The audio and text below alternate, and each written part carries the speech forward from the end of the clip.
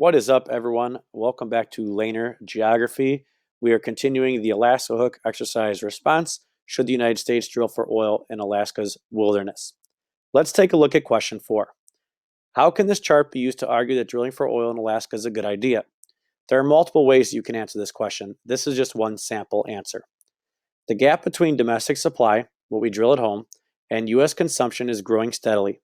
Any oil we can take out of Alaska is oil we don't have to import from other countries.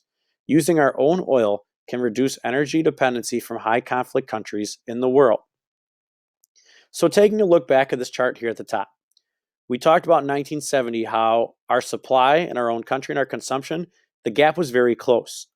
And as time went on, the amount that we produce in our own country and the amount that we use, the gap has significantly increased. So if I was arguing to say that we should drill for oil in the Alaska's wilderness, this line right here then would start to increase.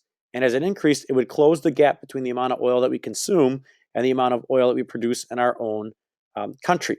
So if I was on that side of the argument, I may use this chart to kind of show this is how it would help that side of the argument. Question 5. How can this chart be used to argue that drilling for oil in Alaska is a bad idea? A quick look at the chart shows that America's big problem isn't this domestic supply.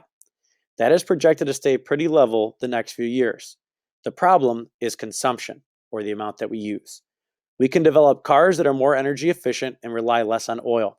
Instead of using money to drill for oil in Alaska, we can spend that money creating more eco-friendly energy sources. So people that are going against drilling for oil in Alaska's wilderness would say, if you look at this line right here, it's been pretty consistent. It kind of fluctuated a little bit here, and it's kind of been steady over the course of these last couple decades. And what has really increased, obviously, has been our consumption. So if you're arguing against drilling for oil in Alaska, you would just say creating eco-friendly cars, being more energy efficient.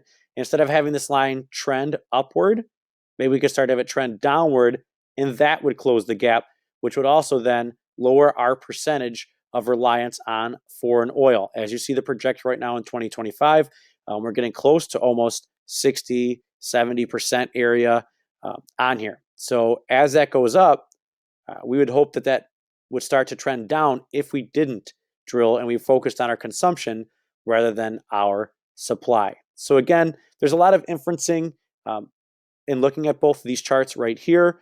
Again, the answers for question 4 and 5 can definitely be a little bit different than what I've just gone over. Hopefully this was helpful. If you have questions, feel free to reach out to your teachers.